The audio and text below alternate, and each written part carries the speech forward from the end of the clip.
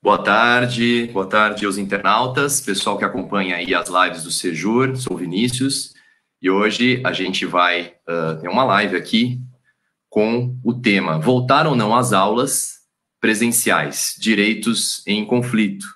Eu estou aqui hoje então com o nosso secretário municipal de educação, o Bruno Caetano, estou com a Tatiana Batista, colega procuradora do município lá da assessoria jurídica da Secretaria da Educação, e a professora Esther Rize, lá da EASH USP.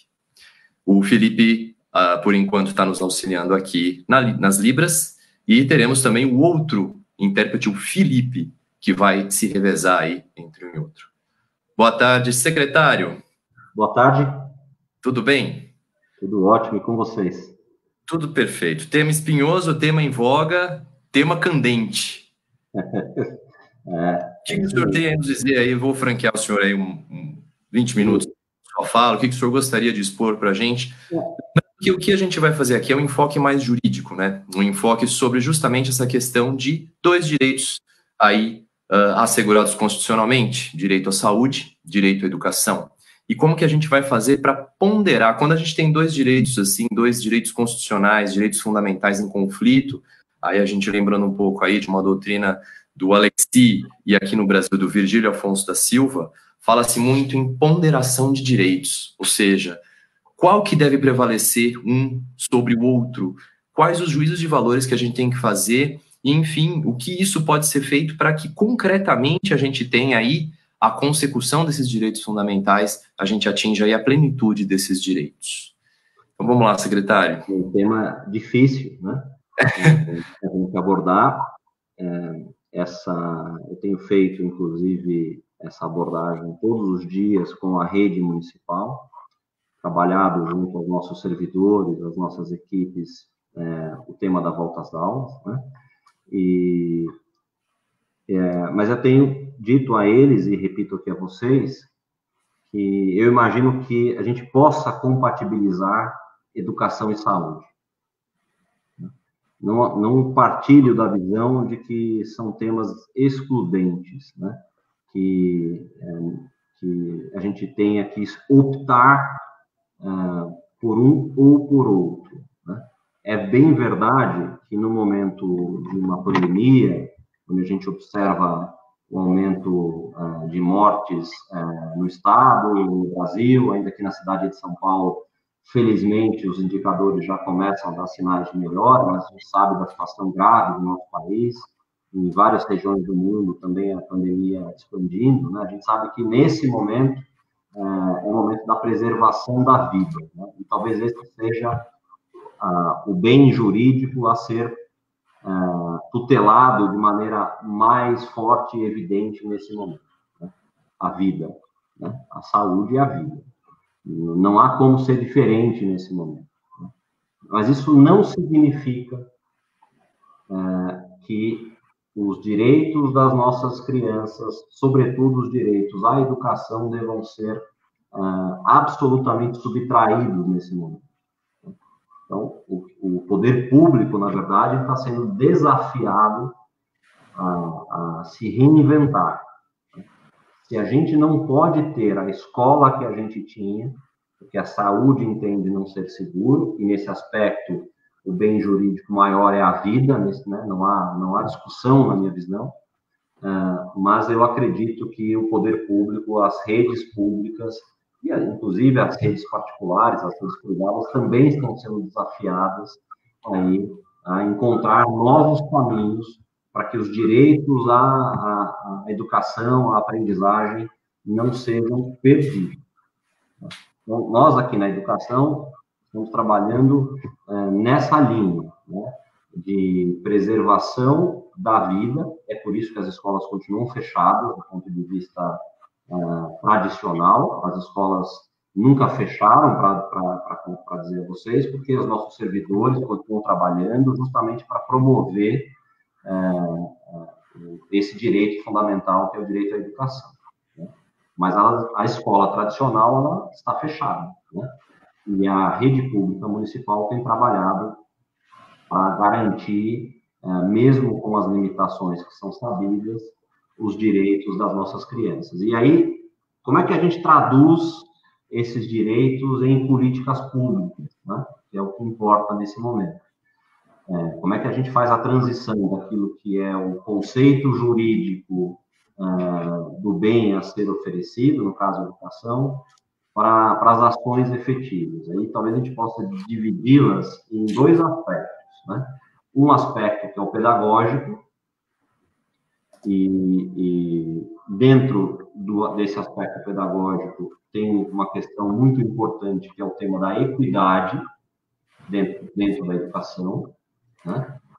E um outro ponto que sempre caminha junto com a questão pedagógica na escola, até porque temos ainda comunidades muito vulneráveis, é o tema da segurança alimentar.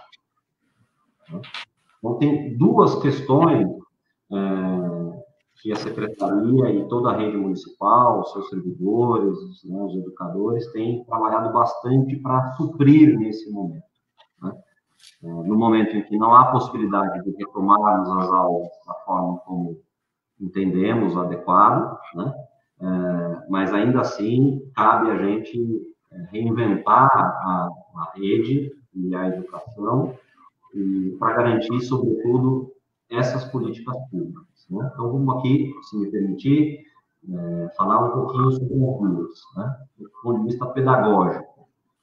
Como é que a gente organizou e tem trabalhado a questão pedagógica na rede municipal de ensino para os nossos estudantes? Lembrando que a gente tem mais de 1 milhão de alunos, temos 4.000 unidades escolares, temos, entre educadores, servidores públicos e profissionais da educação da nossa rede parceira, da nossa educação infantil, temos mais de 150 mil trabalhadores profissionais da educação, né?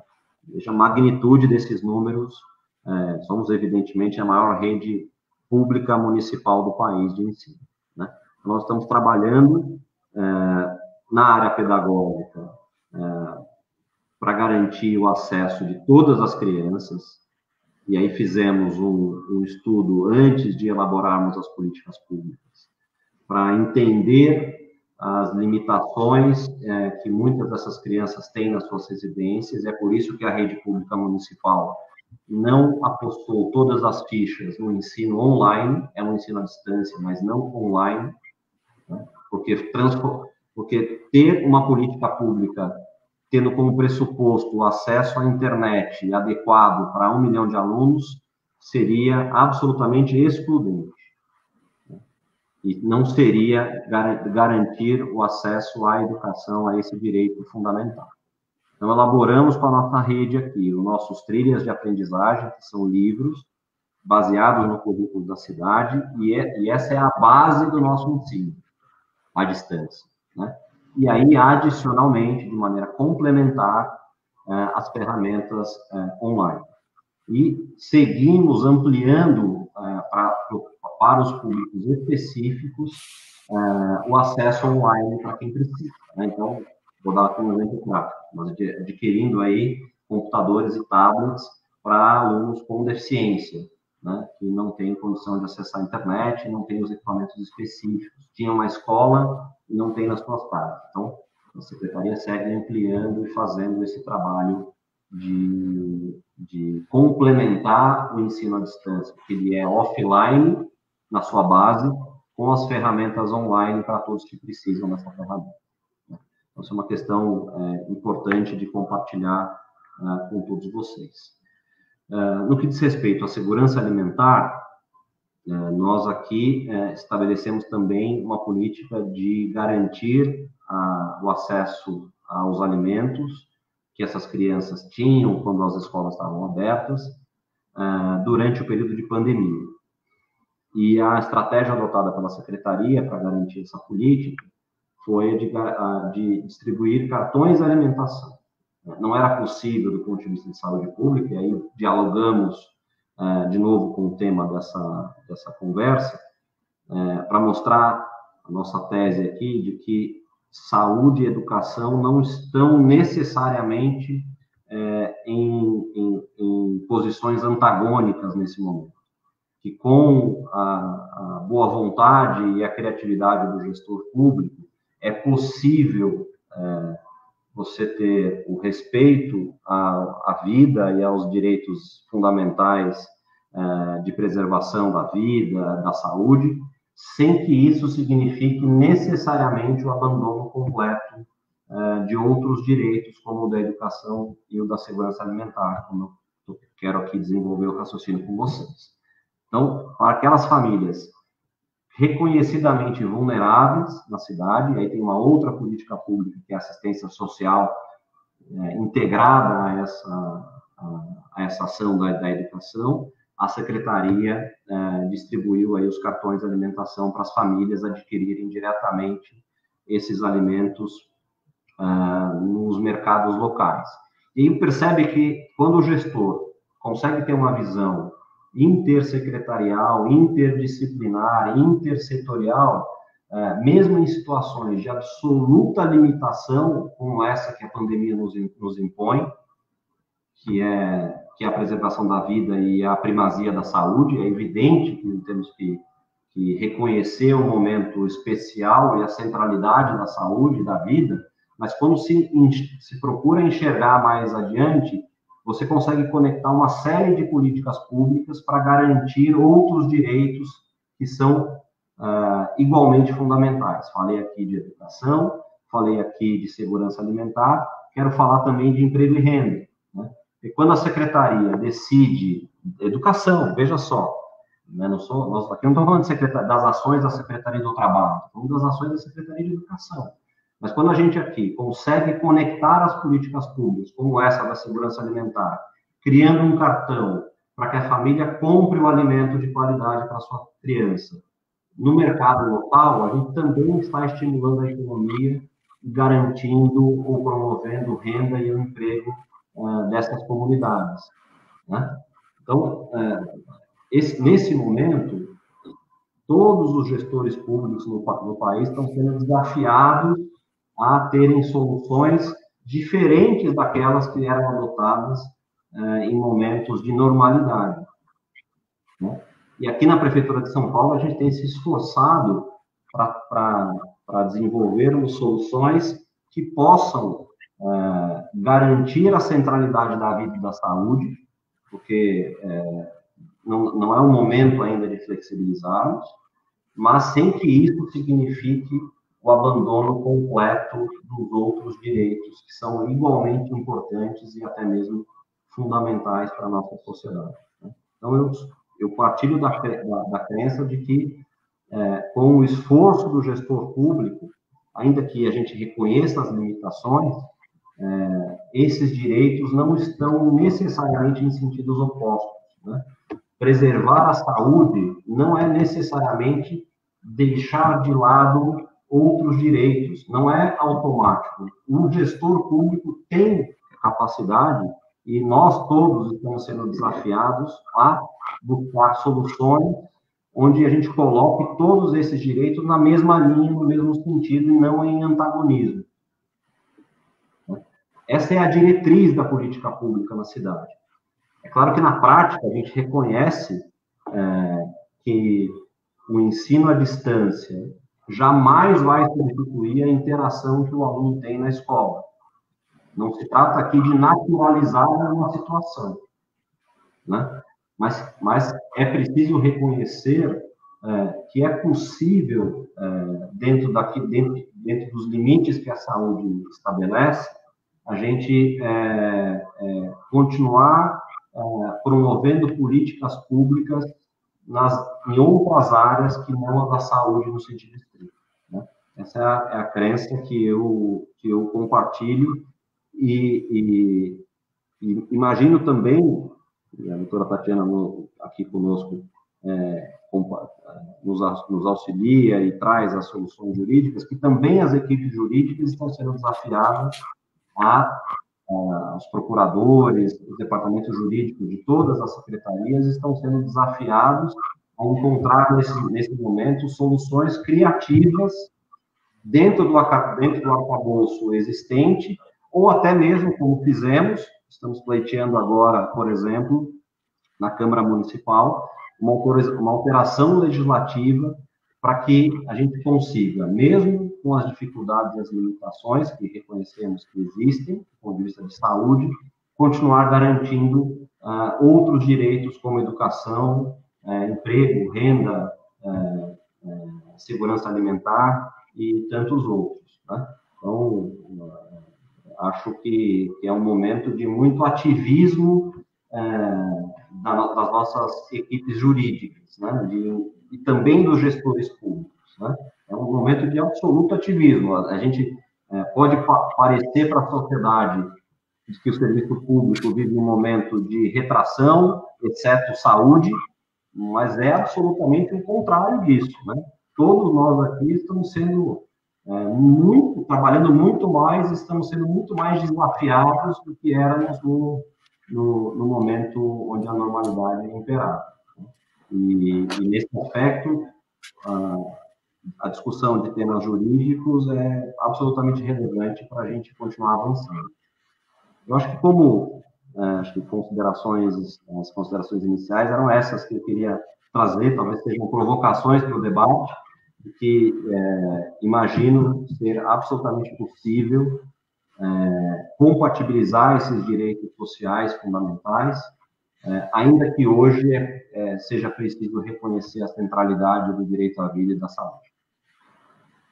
Perfeito. E perfeitamente cronometrado, impressionante, secretário. Parabéns, exatos 20 minutos. Eu agradeço muito. Estou fazendo isso todos os dias.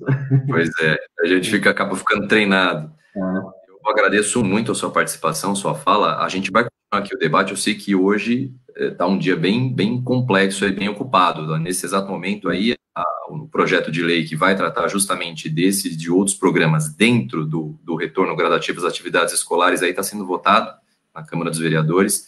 Então, fique à vontade se o senhor precisar sair. Vou combinar com vocês, talvez eu desligue a câmera uns 3 ou 4 minutos, que eu vou atender a uma ligação lá da Câmara Municipal e já retorno para o debate. Mas eu vou... Tá ótimo. Já eu retorno. Ok, muito obrigado.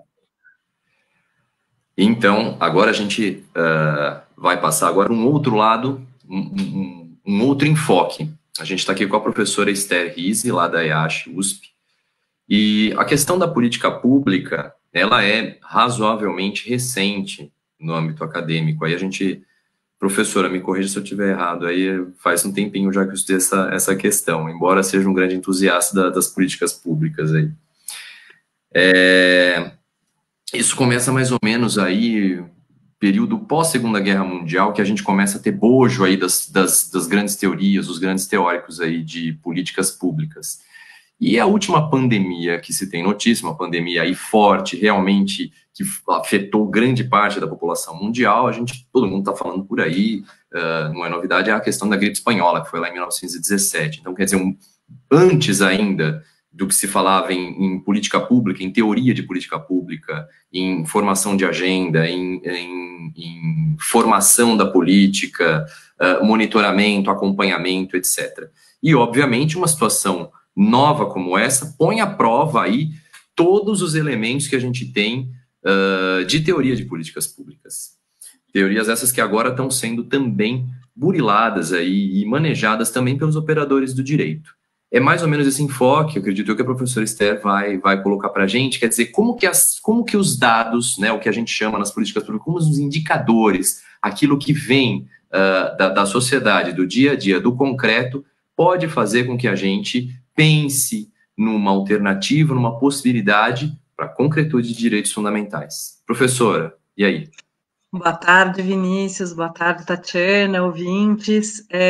Antes de começar, eu queria agradecer muito o convite do Sejur para participar desse debate online, né? Enfim, estão chamando de live, mas um debate online. E eu queria agradecer especialmente a Letícia, o Roberto, o Vinícius, o André, que está aí no apoio técnico, o Felipe e o Felipe, que estão fazendo Libras, enfim. Agradecer essa equipe que, na preparação do debate, enfim, todo esse entorno apoiou a gente nessa questão tão importante, né? Voltar ou não às aulas presenciais, direitos em conflito, e aí, partindo da provocação do Vinícius sobre o Estado e a última gripe espanhola, acho que mudou tudo, Vinícius, não é que não tinha só teoria sobre políticas públicas. O papel do Estado em 1918 era outro, né? A saúde não se tinha pretensão de controlar uma pandemia, né? Os relatos de 1918, fim da Primeira Guerra, revoluções acontecendo, né? Revolução Russa, Revolução Alemã, enfim, o mundo, a verdade é que não se pretendeu lá. A forma de lidar com isso, inclusive do ponto de vista da saúde, foi completamente diferente. Então, acho que realmente são incomparáveis, sobretudo porque o papel do Estado mudou, né? O papel do Estado na sociedade, esse papel do Estado promotor de direitos sociais mudou bastante. Eu estou tendo eco, vocês estão me ouvindo com eco ou não? Não. Acho que é o seu microfone, talvez se você desligar o seu microfone, Vinícius, eu estou ouvindo... E aí? Bom, vamos continuar. Depois eu vejo. Enfim, é um prazer também, enfim, de fato, eu acho que é incomparável, acho que a gente não tem um bom exemplo histórico de como lidar com a pandemia e como o Estado deve agir. A gente não tem, é um inédito mesmo, esse nosso momento histórico e a forma como a gente está enfrentando ele. Então, como todo inédito, como toda primeira vez, é muito, espero que não se repita, muitas, mas é sempre, tem uma série de novos desafios, né? Como eu tenho acompanhado, né, eu falo de um ponto de vista muito mais confortável do que o do secretário municipal de educação, do que dos vereadores que nesse exato momento estão discutindo um projeto de lei que passa por voltar ou não às aulas presenciais, eu falo da academia, né, falo de quem está analisando e olhando esse problema, e eu tenho visto um debate, tal como em outros temas, eu tenho visto o debate da volta ou não às aulas, um debate muito polarizado, né, pessoas muito enfaticamente contra, né, dizendo que que especular, enfim, eu entrei na divulgação do Sejur desse debate, e o simples fato da gente ter colocado em forma de pergunta, voltar ou não voltar às aulas presenciais, direitos e conflito, alguém respondeu, é claro que não, né, enfim, alguém de pronto respondeu, é claro que não, e eu vejo isso, assim, e também, enfim, quando eu divulguei para os meus círculos sei lá, para os meus grupos de estudo, para o meu círculo de professores próximos, enfim, alguns falaram, Esther, mas você está cogitando voltar? Tipo, a reação é um pouco irrazoável, né? Acho que talvez o debate polarizado ele se notabilize, a grande característica dele é não reconhecer razão ao lado que pensa diferente de você, né? Não tentar ver as razões de alguém que pensa diferente de você, da sua posição. Então, acho que o que eu vejo nesse debate especificamente é um debate polarizado, em que as pessoas estão muito certas da sua posição. Aqueles que acreditam que é preciso voltar porque a economia está abrindo, porque as crianças têm muitas perdas, acho que eu vou tratar um pouco disso ao longo da minha exposição, mas assim, tem muitas questões em jogo, tem muitos direitos em jogo. As pessoas que acham que tem algum valor em tentar voltar estão muito convencidas, e as pessoas que acham que é um absurdo, uma irresponsabilidade, um desrespeito com a vida também estão muito convencidas e não tem esse lugar de, assim, não tem um lado não reconhece as razões do outro, não consegue ver. E eu tenho uma posição difícil no debate, que é a posição que tende a desagradar todo mundo, né? Que é uma posição de tentar entender as razões dos lados num debate polarizado. Então, eu brinquei, quando eu divulguei o debate, eu falei assim, eu estou naquela posição que eu tendo a desagradar os dois polos do debate, porque eu não me identifico plenamente com nenhum deles. Então, já, enfim, dando esse spoiler da minha posição, dizer que também, para começar, que eu sou professora de Direito, né, sou mestre e doutora em Direito, então não sou epidemiologista, não pretendo navegar muito nessa área, eu sei que esse debate ele passa por questões de epidemiologia, de se é seguro ou não a saúde, mas eu, embora não seja médica, não seja da área, não seja especialista em saúde, tenho lido bastante coisa, mas não é esse o foco que eu queria trazer para cá. Acho que, embora os médicos e os profissionais de saúde tenham uma importância enorme no debate, eu acho que eles não são os únicos, né? Eu acho que o direito e pensar sobre o direito tem uma contribuição para este debate, né, este debate que sim tem que ouvir a saúde, mas eu acho que tem outras coisas a serem ponderadas e pensadas nessa questão. Então, eu acho que é um pouco essa visão, tentar contribuir nesse debate que está acontecendo na sociedade paulistana, paulista e brasileira, né, mas, sobretudo agora, esse debate está muito candente na cidade de São Paulo e no estado de São Paulo, que tem uma perspectiva de volta às aulas presenciais num curto, médio prazo. Bom, então, eu falo do ponto de vista do direito, sou professora também de direito constitucional, e eu vou compartilhar com vocês uma apresentação que eu preparei. Vou ver se dá certo. Acho que vai dar certo, vamos ver. Vocês estão vendo aí? Me vem? Alguém me dá um retorno? Deixa eu ver. Conseguem ver? Sim, sim, estamos. Bom, enfim, a questão, voltaram ou não voltaram às aulas presenciais, direitos em conflito, hoje. Acho que a primeira coisa eu já anunciei um pouco, eu gosto muito de um pesquisador francês que chama Bernard Manin, e ele diz que o que é simples, evidente, luminoso não precisa ser deliberado, né? O que é óbvio, e eu acho que muita gente tem se comportado nesse debate como se óbvio fosse, não precisa de grandes questões, se já é óbvio, e o que é difícil demanda um ônus discursivo, você precisa apresentar razões públicas para sustentar uma posição. Eu, pessoalmente, acho que não há solução fácil quando os direitos em conflito são princípios constitucionais. Vinícius, acho que está dando eco de novo, não sei se é você. Não há solução fácil quando os direitos em conflito são princípios constitucionais. E aí o Vinícius adiantou o Alex, o Virgílio Afonso da Silva, enfim, o Robert Alex e o Virgílio Afonso da Silva, dizer que eu tenho eu tive um aluno, eu trouxe isso, enfim, meu objetivo não é fazer uma aula de direito constitucional, nem de colisão de princípios, enfim, mas é só uma nota interessante. Eu dava aula numa faculdade de jornalismo, na Casper Libero, e aí, apresentando um pouquinho direito constitucional, enfim, direito para estudantes de jornalismo, um dia eu estava apresentando esse tema, né, de que os direitos entram em conflito, falava de liberdade de expressão, direito à honra, imagem e privacidade, e um estudante levantou a mão e disse: professora, nossa Constituição é mesmo muito grande, né? Enfim, a nossa Constituição, ela trata de muitos temas diferentes, é por isso que há tantos conflitos, né? E eu dei risada e disse, bom, nossa Constituição parte de uma tradição de constituições sociais, né? Constituições garantidoras de direitos, é verdade, mas nesse caso, não, né? Mesmo constituições enxutas, constituições liberais, elas têm conflitos de direitos. E os conflitos nada mais são do que ter no texto constitucional direitos e princípios que não querem ser excluídos, né? Enfim, eu não quero escolher entre liberdade de expressão e direito à honra, imagem e privacidade. Ambos são importantes. Eu não quero escolher entre saúde, educação, ou igualdade, saúde, enfim, tem vários casos aí que tratam desses. Eu não quero escolher, mas o fato é que, às vezes, em situações concretas, esses direitos colidem.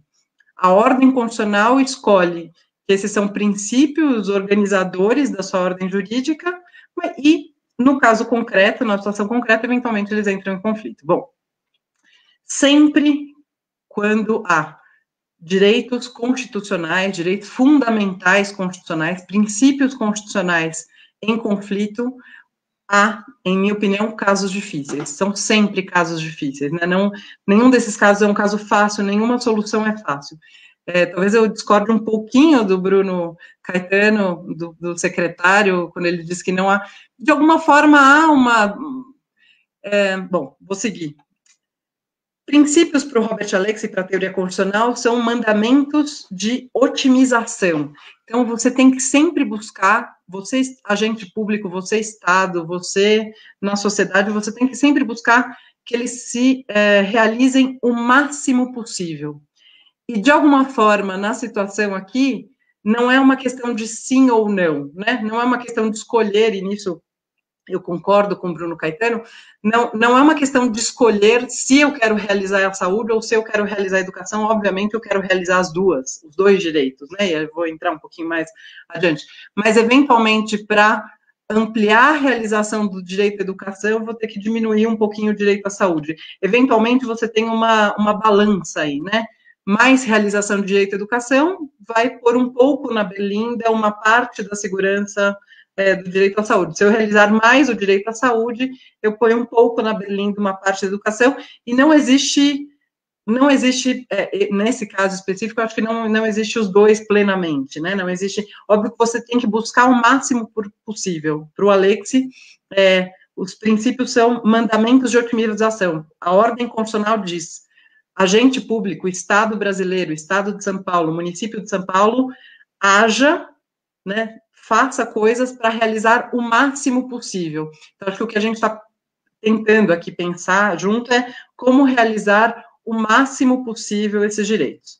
E aí, enfim, a teoria do Alexi, eu só trouxe para dizer que isso é o pano de fundo, não vou entrar, não.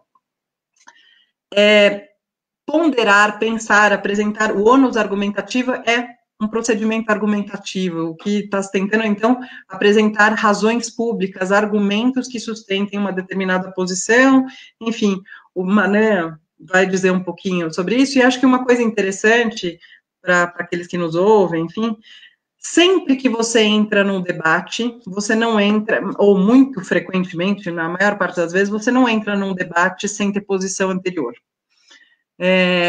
A gente sempre entra no debate já tendo lido algumas coisas, já tendo pensado sobre outras, você sempre entra com uma posição, e se você está aberto ao embate argumentativo, essa posição é uma posição tentativa, ela é uma posição inicial que tem certas preferências, que tem algumas informações, mas que, ao longo do debate, a ideia é, ou ela se reforça, mais argumentos, mais informações são acrescentados, ou ela é ponderada, você pode mudar de posição, enfim. Mas quando você entra no debate, você tem uma posição tentativa. O que aconteceu quando eu divulguei esse debate público para os meus colegas muitas pessoas já manifestaram a sua posição tentativa, né, favorável contra a volta às aulas presenciais. Então, talvez, assim, a minha pretensão com essa apresentação é pensar, enfim, para aqueles que são a favor, né, enfim, ou a favor ou contra, que sejam mais um repertório de debates, ou mais uma forma de pensar a pergunta, voltar ou não às aulas presenciais. Bom, vamos lá. Eu organizei, e aí o Vinícius, ao apresentar o debate, o Bruno Caetano também, ao falar sobre ele, colocaram direito à vida, direito à saúde, direito à educação. Acho que a primeira coisa que eu queria chamar a atenção é que o que está em questão não são apenas direito à vida, direito à saúde e direito à educação, há vários direitos constitucionais envolvidos, e eu queria chamar a atenção por um fato específico: há direito à saúde, direito à vida, numa eventual decisão de volta às aulas, né, enfim, de voltar às aulas presenciais também. É uma ponderação difícil, né, enfim, eu já não sei que minha posição é um pouco uma posição de meio termo, porque aqui desse lado tem uma pandemia, né? Manter as aulas não presenciais, manter as atividades não presenciais e não voltar às aulas presenciais é uma decisão que, aparentemente, é a posição que mais garante o direito à vida e à saúde, é a mais segura, né, do ponto de vista do princípio da precaução, para não mexer nesse polo direito à vida e direito à saúde. Eu vou ponderar dizendo que há outras que talvez, embora essa seja mais visível, né, embora direito à vida e à saúde sejam muito visíveis nesse momento, nessa situação toda que todos estamos vivendo, enfim, tem afetado nossas vidas, há outras questões aqui ligadas à decisão de não voltar à aula. Uma coisa que eu queria chamar a atenção, e aí, enfim, me solidarizo com o papel de quem está com a caneta na mão, né, os secretários de educação municipal, estadual, enfim, os vereadores que estão hoje decidindo, discutindo esse tema, porque é muito difícil, assim, mas acho que a primeira coisa que eu queria chamar a atenção é que são duas decisões possíveis. A decisão de manter as atividades não presenciais também é uma decisão, né? porque a gente às vezes fica com a ideia de que a decisão está em voltar às atividades presenciais. Uma eventual decisão por não voltar às aulas presenciais é também uma decisão. E essa decisão por não voltar também afeta direitos, né? Enfim, eu acho que é um pouco isso. Eu vou passar um pouquinho para frente só para... Eu já volto. Ah, não vou conseguir. A Letícia, que já foi minha aluna, deve estar dando risada. Eu queria ir para o último slide. Vou fazer isso. Eu queria ir para um penúltimo slide, só para dizer que a Constituição... Aqui. Eu sempre faço isso, eu sempre mudo a ordem dos meus slides. A Constituição Federal de 88, ela vai dizer no seu artigo 227... que é dever da família, da sociedade e do Estado, assegurar à criança, ao adolescente e ao jovem, com absoluta prioridade, enfim, enfatize-se, a prioridade para os direitos das crianças, dos adolescentes e dos jovens é absoluta, uma prioridade absoluta, o direito à vida, à saúde, à alimentação, à educação, ao lazer, à profissionalização, à cultura, à dignidade, ao respeito, à liberdade, à convivência familiar e comunitária, além de colocá-lo a salvo de toda forma de negligência, discriminação, exploração, violência, crueldade e opressão. Esse é um artigo que resume um pouco os direitos que estão em jogo, né? Enfim, aqui eu acho que estão em jogo qual é o rol de direitos que está assegurado às crianças, adolescentes e aos jovens. Vou voltar para o ponto onde eu estava da apresentação. Vamos lá, bom... Então, essas reticências aqui podem ser completadas com a lista do artigo 227, que diz respeito aos direitos das crianças e dos adolescentes, tá? Convivência comunitária, inclusive, enfim, pleno desenvolvimento, entre outras.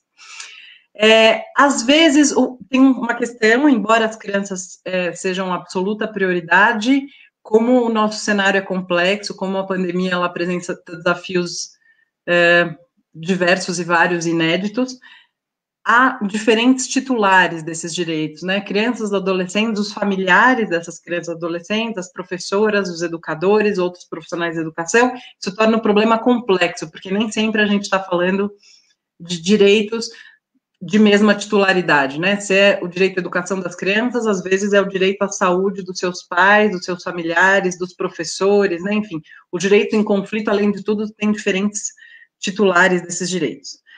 Vou começar, então, com um conflito aqui, ou a ideia de que há uma tensão entre o direito à vida e à saúde das crianças e também o direito à educação e à igualdade das crianças. E, para isso, eu queria chamar a atenção para alguns dados, algumas informações, o quanto a nossa situação atual, o quanto as atividades não presenciais, né, a educação não presencial, tal como ela está sendo feita, e eu recuso o termo ensino à distância, porque eu acho que essa adaptação que foi feita do ensino presencial para o não presencial, ela não chega a ser uma educação à distância com todas as suas características de regulamentação, mas, enfim, que prejuízos a nossa situação de educação não presencial traz ao próprio direito à educação e o direito à igualdade.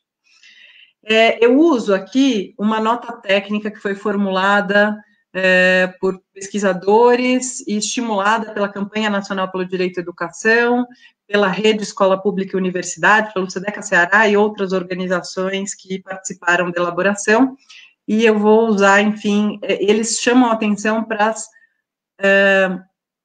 grandes desigualdades e violações do direito à educação deste nosso momento de atividades não presenciais. Bom, há uma exclusão de estudantes por falta de acesso a tecnologias digitais da informação e da comunicação. Muitas vezes os materiais didáticos preparados às pressas não foram entregues ou não são absolutamente adequados, enfim, tem um problema tanto na distribuição quanto na própria característica desses materiais.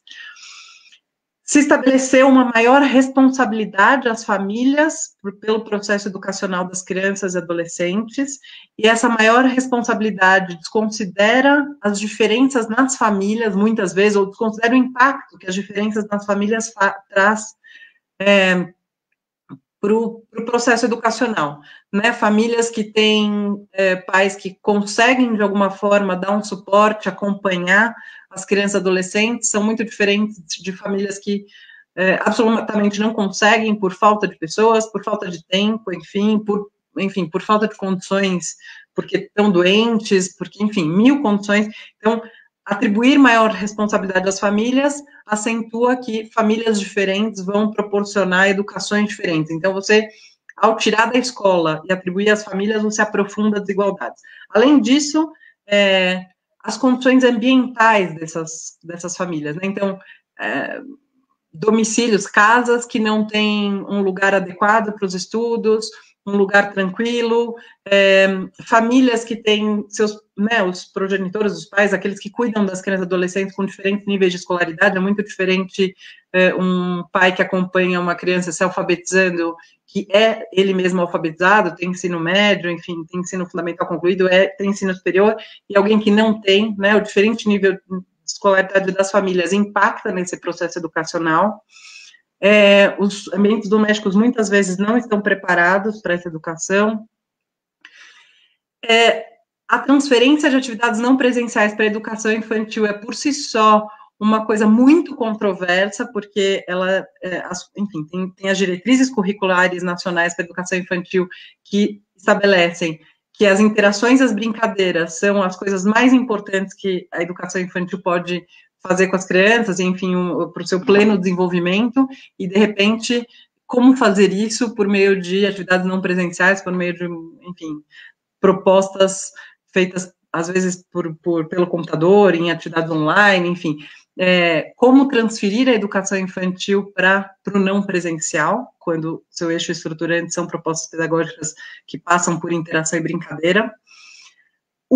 O secretário já chamou atenção para esse ponto, mas é um ponto absolutamente fundamental, que reverbera no direito à saúde também, mas a ausência das escolas causa uma desproteção, especialmente alimentar, e chama atenção, aqui em São Paulo se contornou o problema da falta de merenda e da falta das 5 refeições, às vezes, que as crianças de educação infantil recebiam nas 6 EMEIs, né, nas creches e pré-escolas da prefeitura.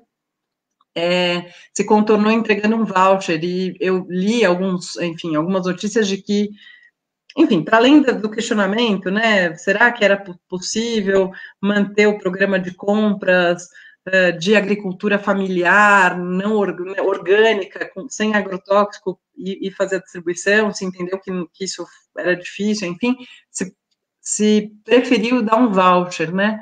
Mas eu li que as famílias, muitas vezes, até para tentar sair menos de casa, têm comprado muito mais comidas industrializadas e menos comidas frescas, né? Menos vegetais in natura, sem processamento, e mais comidas industrializadas. E o quanto isso teve um impacto na qualidade da alimentação das crianças, das famílias.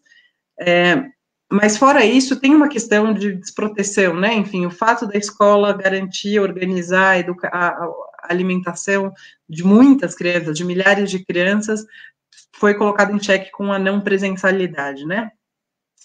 E aí, soma-se a esses elementos que eu já apresentei, o estresse psicológico dos estudantes, das famílias, a ampliação das jornadas de trabalho dos educadores e das educadoras, professores que exigem que os seus estudantes abram a câmera para verificar a presença, para fazer prova, e isso tem violação de privacidade dos estudantes.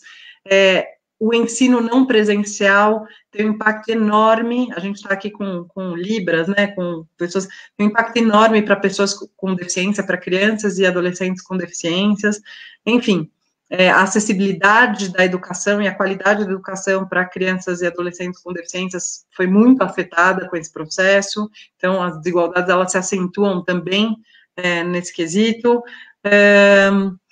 Aí o problemas de como a outra ponta, né, os professores, educadores que estão participando desse outro lado da educação do ensino não presencial, como faltou, né, muitas vezes faltam insumos básicos para que esses educadores promovam suas atividades de forma adequada, enfim, é todo um panorama de problemas que levaram ao aprofundamento das desigualdades educacionais, e aí, enfim, foram inúmeras, têm sido publicadas inúmeras análises, eu peguei uma da Renata Carfardo, sem aulas presenciais, desigualdade no ensino aumenta, mas a nota técnica tem um bom panorama sobre isso, né, recomendações para disponibilização de dados sobre a ação das redes de ensino, enfim, mas o alerta da nota técnica é que houve um aprofundamento bastante grande das desigualdades educacionais, E esse é um aspecto, né? Houve uma violação do direito à educação e do direito à igualdade no processo de transformação das aulas não presenciais, das aulas presenciais para não presenciais.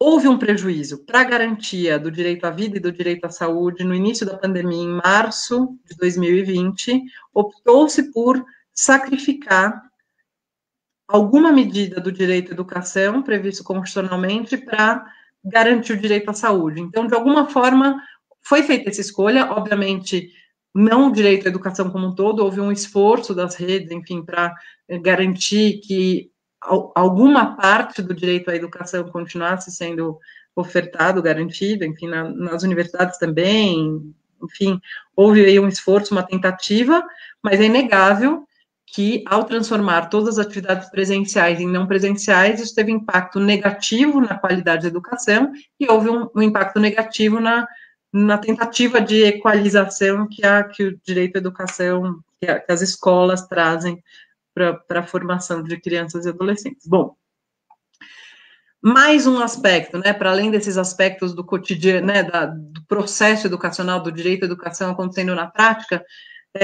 saiu uma pesquisa, essa pesquisa foi promovida pelo CONJUVE, Conselho Nacional de Juventude, apoiado por outras organizações, mas quem fez a pesquisa foram adolescentes e jovens, enfim, eles foram pesquisadores ativos, mais de 30 mil jovens foram entrevistados, a pesquisa completa está nesse link, depois eu posso disponibilizar, e aí é outra face, né, deste momento não presencial da nossa educação, que é uma parte grande dos jovens, e aqui eles levantaram que 28% dos mais de 30 mil jovens entrevistados dizem que já pensaram em não voltar para suas atividades educacionais.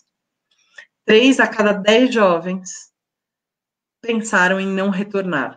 Então, a gente está falando não apenas nos prejuízos daqueles que estão em processo, que vão ter recuperação. Eu vi que uma das preocupações da prefeitura ao longo de 2 anos, corrigir os déficits educacionais que ficaram nesse período, mas a gente tem que pensar também que esse período de aulas não presenciais vai ter um impacto na evasão em jovens, adolescentes que não vão concluir seus ensinos fundamentais, não vão concluir o ensino médio, não vão concluir seu ensino superior, né? Isso vai ter um impacto certamente na evasão, que eventualmente não teria, né? Tem outras, enfim, tem alguns relatos, acho que é importante.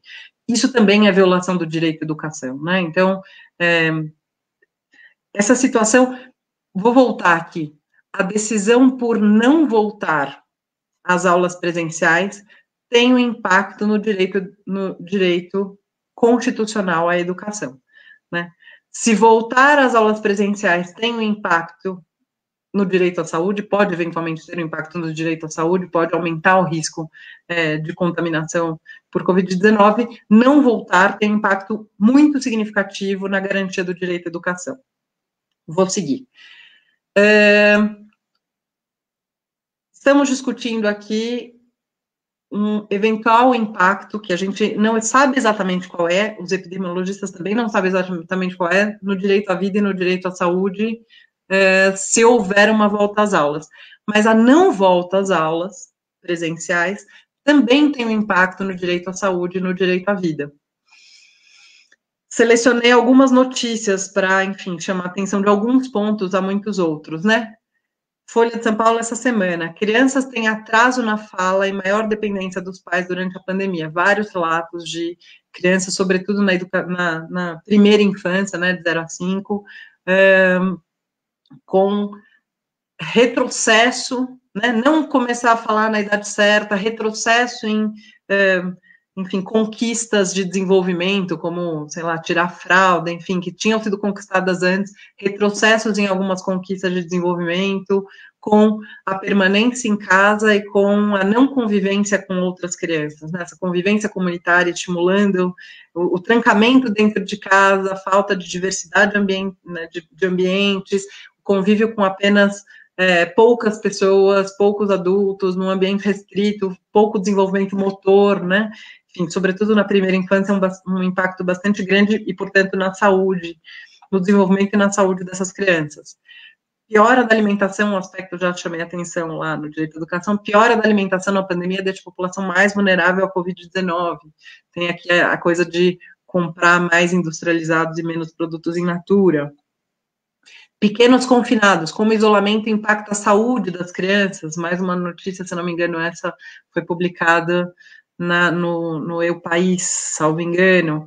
1 a cada 6 crianças espanholas sofre de depressão durante a pandemia de pesquisa, estamos falando de crianças espanholas, mas também a Sociedade Brasileira de Pediatria chama atenção. Depressão aumenta entre crianças e adolescentes durante a pandemia. Saúde mental dos adultos piora, inclusive escolhi uma manchete que tivesse a palavra suicídio, porque parece que há um aumento bastante acentuado de suicídios durante a pandemia, mas o desequilíbrio emocional, né, enfim, os problemas de saúde mental dos adultos que estão numa convivência muito intensa com as crianças também tem impacto na saúde das crianças, né? Isolamento social na pandemia potencializa aumento de casos de abuso contra as crianças. Parece que houve, assim como houve, isso foi bastante noticiado, o aumento da violência doméstica contra mulheres, houve um aumento bastante acentuado de violência doméstica e de casos de abuso sexual contra crianças e adolescentes. Quando eu disse das duas decisões, de um lado você tem a decisão de volta às aulas, que pode colocar em risco, e aí tem uma avaliação da saúde, exatamente quanto isso, e a gente quer com menos possível risco, mas deixar as crianças em casa por mais 5 meses, 6 meses, até o começo do ano letivo do ano que vem, tem uma porcentagem de crianças que será abusada sexualmente, né? Convivência intensa com pais familiares aumenta o índice de abuso sexual e de violência doméstica contra as crianças. Me surpreende no debate o quanto parece que, de um lado, tem direito à vida e direito à saúde, e a preservação do direito à saúde estão acima de tudo, é óbvio, né, porque que a gente não pode deixar mais contaminados por Covid-19, mas não enxergar que deixar as crianças numa convivência tão intensa, todos os dias, em casa, com adultos, pode aumentar, por exemplo, o abuso sexual e violência doméstica. O outro, Unicef, crianças e adolescentes estão mais expostos à violência doméstica durante a pandemia. Enfim, então, voltando ao slide, de um lado tem direito à vida e à saúde das crianças, com a decisão pela não abertura, mas do outro também há direito à saúde e à vida das crianças. E por isso que é tão difícil ponderar, né? Porque eu digo que são dois gigantes, né?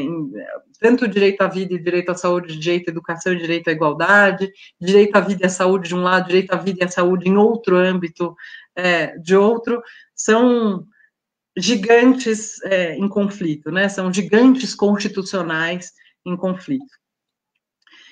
Por fim, e aí eu sei que meu tempo está passando, vou chegar aqui, direito à vida e à saúde, direito ao trabalho, aqui não das crianças, obviamente, né, direito das crianças de baixo, mas direito à vida e à saúde,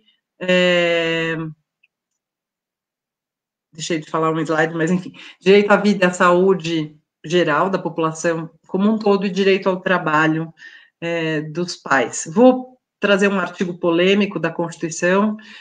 Eu trabalhei muito tempo, antes de ser professora em tempo integral e dedicação exclusiva, eu trabalhei alguns anos numa organização que chama Ação Educativa, e trabalhava com direito à educação infantil, enfim, com inúmeros conflitos em gestões anteriores, pedindo a ampliação na rede direta de educação infantil. Não vou entrar nesse debate, nessa conversa que é antiga e longa, mas uma das questões, eu lembro que à época a gente debatia se as creches e EMEIs deveriam abrir nas férias, e era um grande debate na educação. Eu não sei se todos sabem, mas a educação infantil, ela é algo recente, a passagem dela para educação. Antes ela era da assistência social, e ela passou para a paz da educação, e ela passou numa conquista da área da educação, enfim, do movimento por educação, que obviamente a educação infantil é uma etapa da educação, tem que ter proposta pedagógica, visa o desenvolvimento das crianças, prioritariamente do direito à educação infantil, é um direito das crianças, né, enfim, mais do que dos pais. Mas a Constituição Federal de 88, já assegurando o direito à educação infantil como direito das crianças, estabelece no seu artigo 7º, tá lá perto, enfim, começo da Constituição, artigo 7º, que tem uma lista dos direitos dos trabalhadores, está lá no inciso 25, assistência gratuita aos filhos e dependentes desde o nascimento até os 5 anos de idade. O que a Constituição diz? Que direito à educação infantil é um direito de dupla titularidade. As crianças, na primeira infância, são titulares, mas também os pais trabalhadores, pais e mães trabalhadoras, são titulares desse direito. E aí eu quero chamar a atenção para um fato, que é um fato da nossa realidade, inúmeros setores da economia estão voltando às atividades, né? Então, atividades econômicas voltaram, aos poucos os restaurantes estão voltando, shopping centers abriram, comércio de rua, com horário reduzido, mas a verdade é que a atividade econômica está voltando. Alguns diriam que não deveria voltar, né? Comércio, atividades não essenciais não deveriam voltar. Eu tenho dúvidas, mais um tema que eu tenho dúvidas, acho que está muito...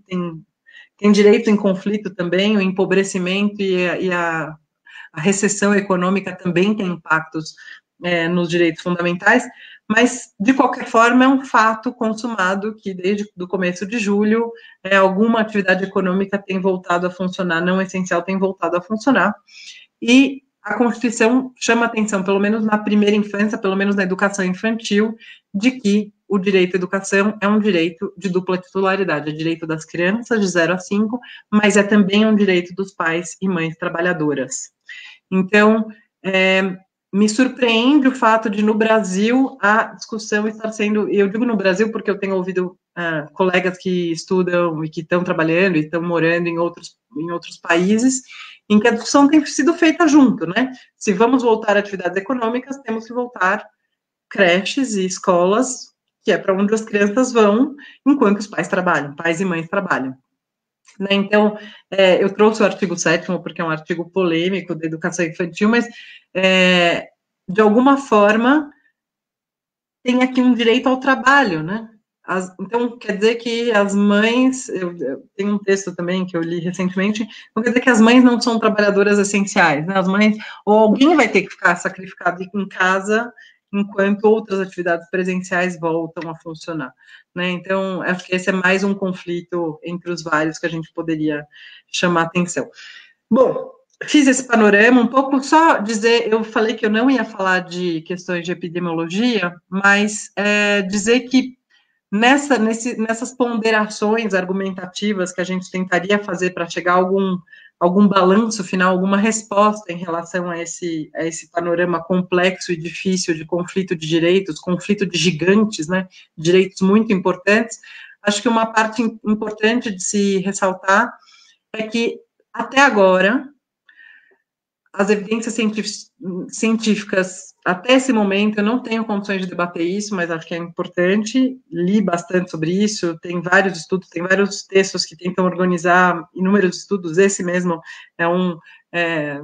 enfim, pesquisadores da University College London fizeram um levantamento de 6.000 estudos disponíveis, outras notícias já dão conta de muitos estudos que tentam fazer, enfim, balanço sobre o que foi, quais são os achados, mas tudo indica que crianças são menos afetadas pelo coronavírus, sobretudo, e que são, em alguma forma, menos transmissores, né? Não só elas são menos afetadas, menos graves os casos que acontecem nas crianças, mas elas também transmitem menos. Qual menos? Qual o impacto? Acho que isso é muito difícil de medir precisamente, né? Acho que mesmo, enfim, mesmo a abertura agora de São Paulo, das atividades econômicas, exatamente qual vai ser o impacto, é difícil saber. Mas tudo indica que, pelo menos com crianças de até 10 anos, eles são menos propensos a desenvolver a doença seriamente e são menos transmissores. Esse é um pouco,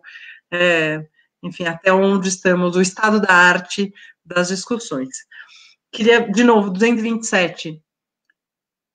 Há vários direitos em conflito e várias titularidades, mas a Constituição nos indica que, em caso de dúvida, a absoluta prioridade deve ser aos direitos das crianças e dos adolescentes e dos jovens, né? Enfim, o artigo 227 estabelece uma prioridade, então é preciso primeiro pensar nos direitos das crianças e dos adolescentes. Para encerrar, eu realmente acho que essa é uma decisão muito difícil, eu acho que talvez das mais difíceis desse período de pandemia, né? Enfim, voltar ou não voltar às aulas presenciais é uma decisão difícil. Eu, como disse no começo, tenho uma posição intermediária, eu vejo razões dos dois lados, eu ouço aqueles que estão dizendo que não é possível voltar, porque é um risco muito grande de aumento de casos e de um impacto muito grande, tem vidas em jogo. Enfim, o coronavírus é uma doença muito séria e a gente não pode brincar com ele, tem uma coisa muito séria acontecendo.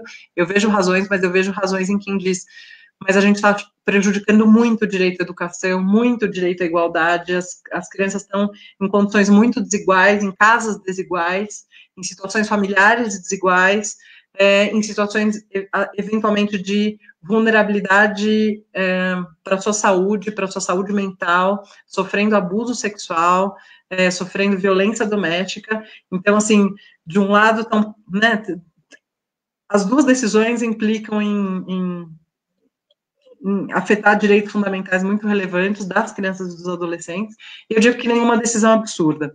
E aí, enfim, dizer que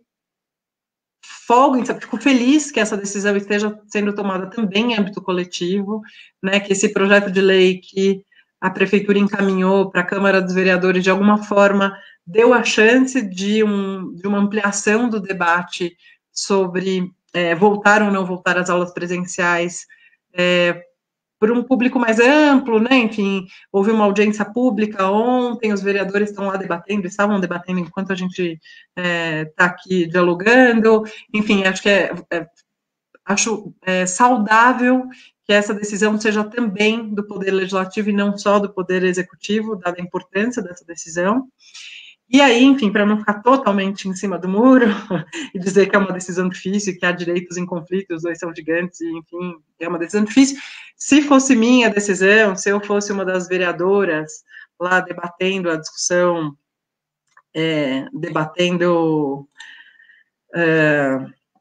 o tema na Câmara dos Vereadores, se eu tivesse que votar, primeiro dizer que eu não vou votar, enfim, não estou dizendo, não estou refletindo sobre o PL 452, mas sobre a questão mais ampla mesmo, voltar ou não voltar às aulas presenciais, acho que eu ficaria em dúvida, mas eu acho que eu faria um esforço de voltar às aulas presenciais com todo cuidado, tentando maximizar a proteção do direito à saúde, então com um protocolo sanitário bastante detalhado, com horário de entrada escalonado, então as crianças não podem entrar todas juntas, porque isso traria o contato dos pais, com 35% das salas, eventualmente eu ampliaria para que os professores não me ouçam, mas enfim, eu ampliaria para a semana útil de 6 dias, de segunda a sábado, e aí as crianças poderiam ir 2 dias por semana, fixos, né, então toda segunda e quinta, as crianças ir, sei lá, enfim, eu pensaria isso, num protocolo,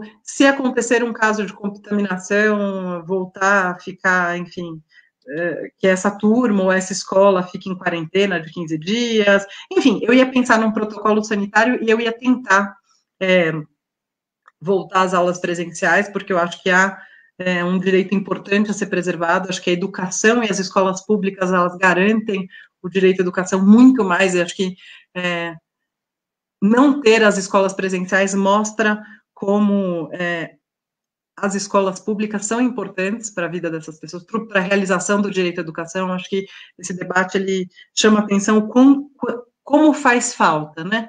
Acho que como faz falta a escola pública para a realização do direito à educação, quão importantes são as escolas para o direito à educação, eventualmente para crianças com menos de 10 anos, enfim.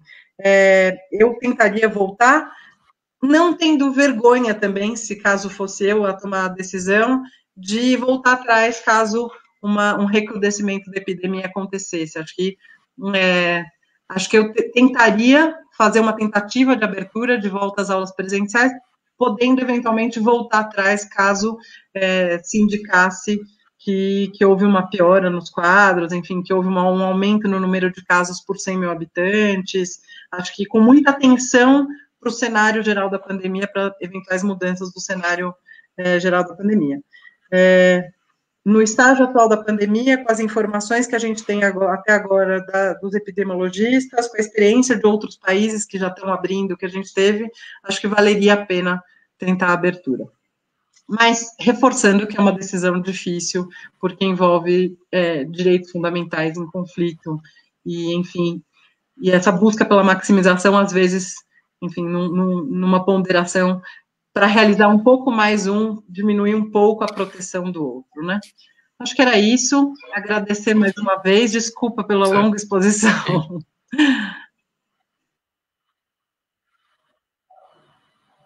Vamos lá. É importante a gente ressaltar aqui o que a gente... Bom, é um centro de estudos jurídicos, então o que nós estamos tentando fazer aqui é importante a gente fazer esse recorte acadêmico, né? A gente está aqui discutindo e ponderando, sob o ponto de vista jurídico, quais os direitos envolvidos e quais as questões jurídicas envolvidas e de que modo a gente pode efetivamente contribuir e auxiliar no debate. O que a gente observa aí, e desde o que aconteceu na última semana e essa semana, e neste momento, nós estamos tendo aí vários fóruns de discussão e de participação das pessoas sobre vários enfoques e diversos aspectos. Isso é muito, muito importante, né? Nós vemos aí a democracia a pleno vapor nesse sentido.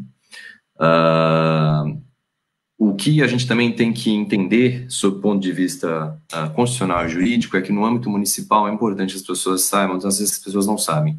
O município está responsável apenas pelo ensino, educação infantil e ensino fundamental. É facultativa a questão do ensino médio, existem algumas escolas técnicas municipais, mas são poucas e não são obrigatórias. Pela Constituição, a obrigatoriedade do município é da prestação do serviço de educação infantil e o ensino fundamental. Não sei se o secretário gostaria de fazer alguma colocação, eu ia passar para a Tati, para a Tatiana falar. Tudo bem?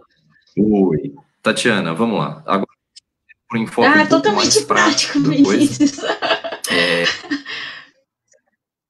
O que você vivencia aí no dia a dia da Secretaria da Educação e quais têm sido os desafios da Procuradoria do Município nessa situação? Aí também ponderando não só essas questões, digamos assim, na pirâmide kelseniana, aí, uma questão maior de direitos fundamentais, mas a concretização disso no dia a dia. Primeiro, eu queria parabenizar a professora Esther pela exposição.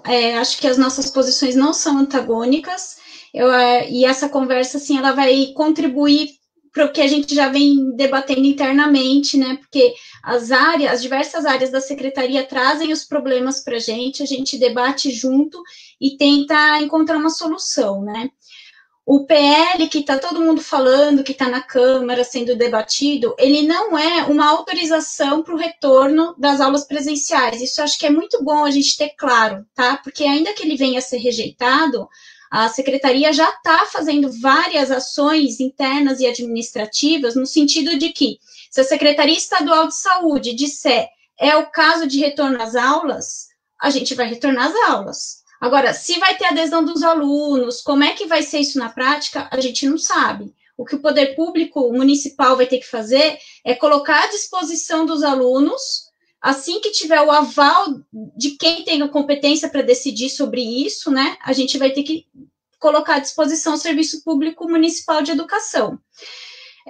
Uma coisa que está sendo muito cobrado lá da gente é a questão da limpeza das escolas. A gente está revendo todos os contratos de limpeza das escolas para redimensionar, para melhorar a higienização, tanto das escolas que têm mais crianças pequenas, quanto do ensino fundamental.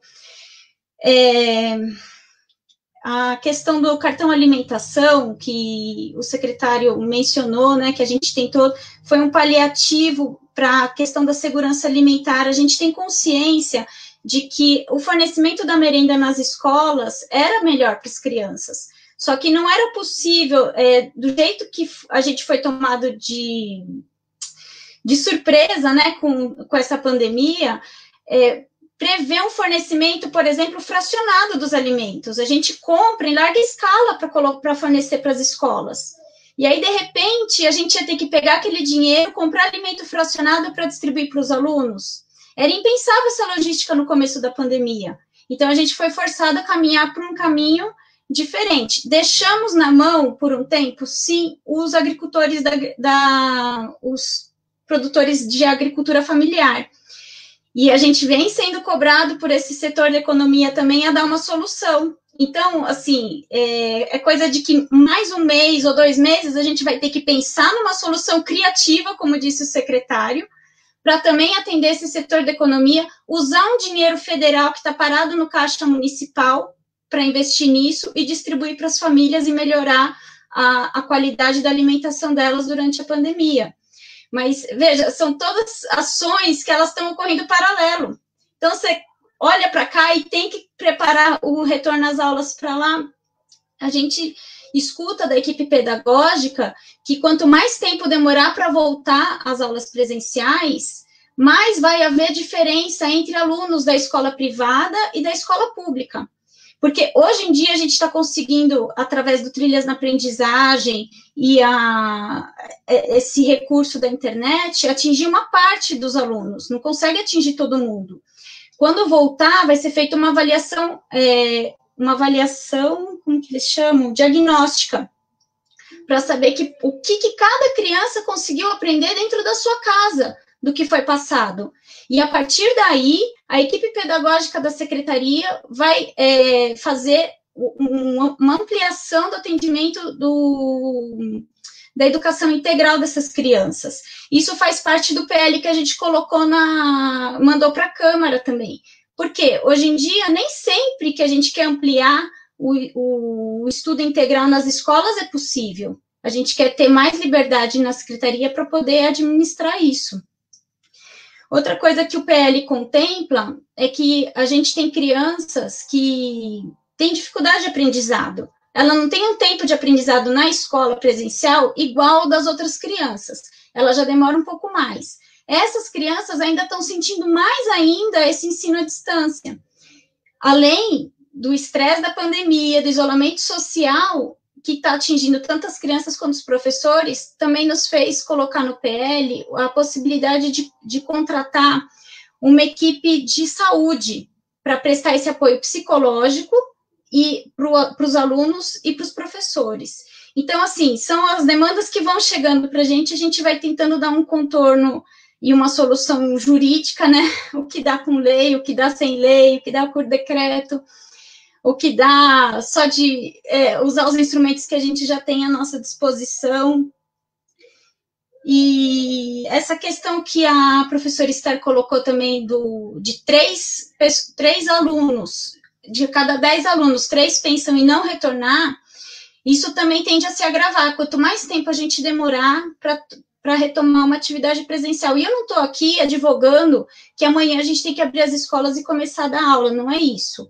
Eu só estou enfrentando a questão prática de que se vier uma determinação da saúde dizendo que é possível a retomada dessa atividade econômica para as escolas privadas, eu entendo que o poder público ele também tem o dever de prestar a mesma assistência que essas escolas privadas vão prestar. Então, a gente deveria retomar também.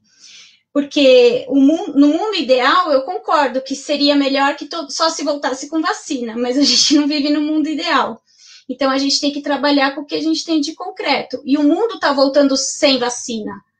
Aí fora, as aulas estão voltando sem vacina. Aqui dentro, todas as atividades econômicas estão voltando sem vacina. Então, a gente tem que enfrentar, eu acredito, qual é a melhor forma de enfrentar. Se tiver que voltar, como que a gente vai fazer isso? Né? Então, através da melhoria da limpeza das escolas, a gente sabe que nem todos os professores da rede vão poder voltar, porque eles estão numa situação de mais vulnerabilidade de saúde do que outros. Então, a gente também sabe que vai ter que contratar professores temporários para esse período, né? Porque se a gente já tem professores de licença antes da pandemia, a gente consegue só por puxar no banco de dados, saber quantos professores têm mais de 60 anos, por exemplo, além dos que têm as doenças que geram mais risco com a presença do vírus. Então, essa previsão também já está sendo estudada na secretaria, de ter que enfrentar uma contratação temporária um pouquinho maior aí, em caso de retorno das aulas. O que mais que a gente tem enfrentado lá?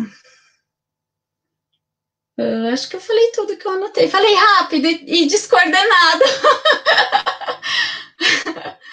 Mas, gente, é assim que aparecem as coisas lá. Uma hora você está falando de merenda e outra hora você está tendo que remanejar contrato de limpeza. Né, secretário? E também tem uma outra coisa que está preocupando a secretaria, é a questão de que atualmente a gente está com o ensino de 4 e 5 anos, e essa é a grande polêmica que está sendo debatida na Câmara, é que as vagas para as crianças de 4 e 5 anos a gente universalizou, mas não tem muito tempo. As salas ainda estão cheias com esses alunos. A gente estava passando para o segundo passo, que seria diminuir a quantidade de crianças em sala de aula. E com os estudos que estão despontando aí, há previsão de muita saída das crianças de escolas privadas para as escolas públicas. E aí a administração quer ter uma possibilidade de, na necessidade de ter muito mais aluno do que vaga na escola pública, poder se socorrer de algumas vagas na escola privada. E é isso que está gerando toda a polêmica na Câmara e essa comoção, mas a gente tem defendido a possibilidade, como a gente já faz com mais creche atualmente. É isso, gente. Estou aberta a perguntas. Secretário, teve uma entrevista que foi concedida aí na Veja São Paulo, uma coisa interessante que eu gostaria que o senhor comentasse a respeito da questão dos ciclos e um eventual retorno. Como que funciona isso? Como que isso foi pensado? Legal. Eu vou aqui fazer essa intervenção e depois pedir licença a vocês. Eu tenho que continuar aqui e terminar o dia. Está puxado, então vou pedir licença para deixar o debate, mas queria fazer alguns comentários. Primeiro, em relação... Secretário, desculpa te interromper, mas eu ouvi em algum lugar o senhor falar sobre uma comparação entre países. Então, número de dias de país, se você pudesse incluir essa informação também, acho que seria interessante. Então, vamos lá. Algumas questões específicas e também aceitar aí o debate teórico com a professora Esther. A professora Esther dizer que eu sou um rabo lá. Depois de velho, eu voltei para a universidade e estou indo para o 5º ano de Direito. Sou aluno e secretário de Educação ao mesmo tempo. A minha formação é nas Ciências Sociais, sou mestre em Ciência Política, mas depois resolvi fazer a segunda graduação. E te agradeço pela aula de Direito Constitucional. Vou mandar para a universidade o crédito da aula. Obrigado. Então, na questão específica da última pergunta do Vinícius, a gente aqui quer ter sempre uma resposta pedagógica para o retorno. Somos uma secretaria de educação e as nossas equipes pedagógicas entendem que os nossos estudantes têm necessidades diferentes, estão em momentos da sua trajetória educacional diferentes. E essa diferença deve ser levada em consideração nas estratégias de retorno. Se a gente está limitado a 35%, na nossa expectativa aqui, a opinião da área pedagógica é que voltemos pelos anos finais. Por quê? Porque o processo de aprendizagem e de recuperação e reforço ele vai se dar de maneira prolongada nos próximos anos, especialmente esses que tiveram a chance de voltar e no ano que vem. Né? Mas os alunos que estão nos anos finais de cada ciclo, e para quem não compreende os ciclos aqui na Prefeitura de São Paulo, no ensino fundamental, por exemplo, a gente tem o primeiro ciclo do 1º ao 3º, depois do 4º ao 6º e depois do 7º ao 9º. Então, a ideia é que voltaríamos pelo terceiro, pelo sexto e pelo nono ano. Porque essas crianças no ano seguinte estariam em ciclos diferentes e com uma possibilidade menor de recuperação das aprendizagens. Essa é a razão pedagógica desse retorno. Mas, respeitando aquilo que a professora Esther mencionou, a gente está construindo esse retorno de maneira democrática. Esse é o ponto de partida da discussão, mas ainda não é o ponto de chegada. Então, envolvendo as redes, ouvindo os especialistas, para que o Conselho Municipal de Educação, para que essa discussão seja ratificada, né? Uma construção, de fato, democrática.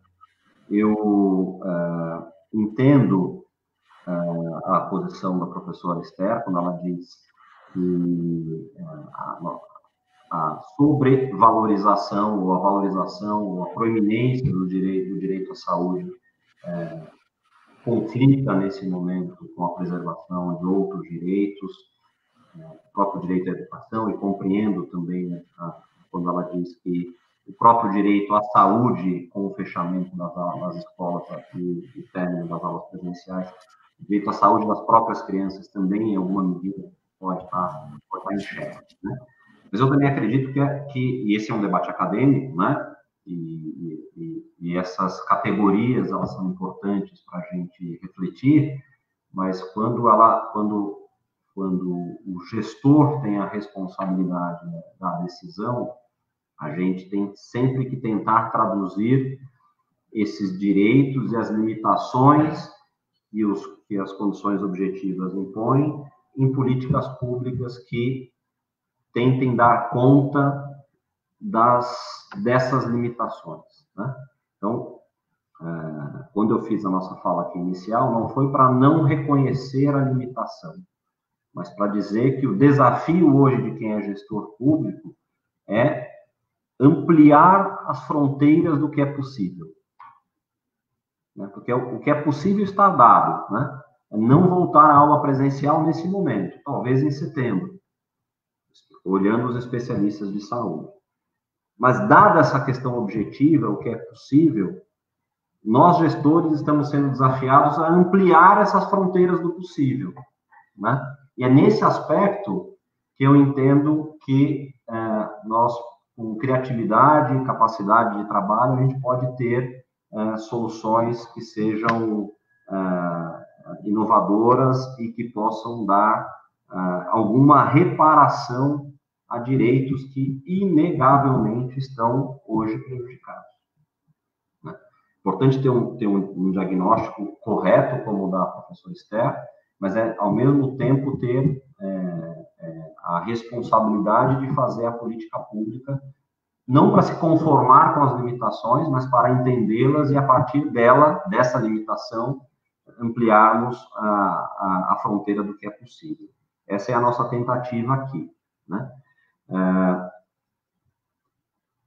Sabemos também que, do ponto de vista das aprendizagens, o nosso grande momento, e as redes serão muito cobradas nisso, será no retorno presencial, né? Claro que o ensino não presencial, o ensino remoto, ele se faz nesse momento com as ferramentas possíveis, mas a educação será severamente desafiada, não é só a rede pública municipal, todas as redes, todas as modalidades, todos nós seremos severamente desafiados quando tivermos a escola de volta, presencial. E é nesse momento, sobretudo, que é preciso ter muita capacidade de compreender os desafios, não tratar burocraticamente o retorno do ponto de vista pedagógico, ainda que os conselhos de educação deem certa tranquilidade ao gestor público de fechar o ano com as 800 horas, com uma série de flexibilizações que foram realizadas pelos conselhos, mas o que de pior pode acontecer para a preservação dos direitos à educação é o gestor público tratar burocraticamente o encerramento do ano letivo de 2020, sem garantir as aprendizagens. Então, esse é um grande desafio que nós vamos ter que trilhar aqui quando as escolas forem abertas, quando a gente tiver essa possibilidade.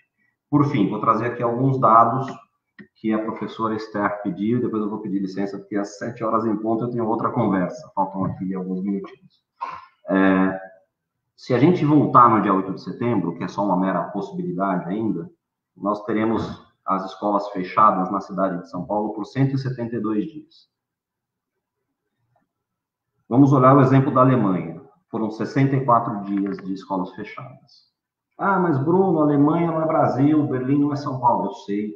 A gente sabe que estudos comparados não servem para fazer transposições imediatas. Né? A gente sabe disso. Metodologicamente, ele não serve para isso. Né? Mas ele tem um papel importante, sim, nesses estudos de retorno. Na Argentina, a previsão de retorno lá é dia 10 de agosto. Eles ficarão fechados 152 dias. Na Austrália, as escolas não fecharam, especialmente as de educação infantil. Na Bélgica, o retorno se deu 64 dias depois. No Canadá, em Toronto, 108 dias. Na China, região de Wuhan, 114 dias. Na Colômbia, o retorno programado para o dia 1º de agosto, 139 dias. Coreia do Sul, 42 dias. Curaçao, Caribe, 64 dias. Na Dinamarca, foram apenas 30 dias de escolas fechadas. Na Espanha, 88 dias. Estados Unidos, Nova York, planeja o retorno no começo de setembro, serão 169 dias de escolas fechadas. 169. Na França, foram 55 dias, e tem um caso célebre, que se tornou aí... mas a França abriu e depois fechou. Mas é importante compreender o que aconteceu na França. Né? Lá foram abertas 40 mil escolas e 70 delas foram fechadas. E já foram reabertas. Né? Então, é preciso ter ponderação nas palavras. Mas a França abriu e depois fechou. É verdade. Mas foram abertas 40 mil escolas, 70 foram fechadas. Não 40 mil fechadas. Né? Na Holanda, foram 70 dias. Na Inglaterra, 46. Em Israel, 49. No Japão, foram 87 dias. Em Portugal, 67. No México, a previsão de retorno é 15 de agosto e serão 156 dias. E um caso também bastante comemorado no mundo, claro que tem as suas questões específicas, inclusive geográficas, é da Nova Zelândia com 34 dias de escolas fechadas. Né? Então, nós já somos os campeões mundiais em conservadorismo e preservação da vida. Né? Somos os campeões mundiais.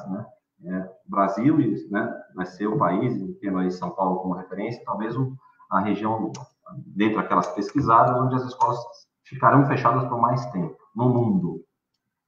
Né? Esse é um dado relevante da realidade. Né? Precisa ser levado em conta.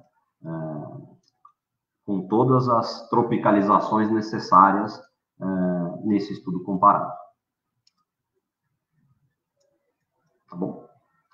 Eu vou pedir licença de ter que sair nesse minuto, mas agradeço ao Vinícius, professor Esther, Tati, a Tatiana, ao Felipe, Obrigada. a oportunidade desse debate. Obrigada. Muito obrigado, secretário. Boa sorte. Boa sorte. Tchau, tchau.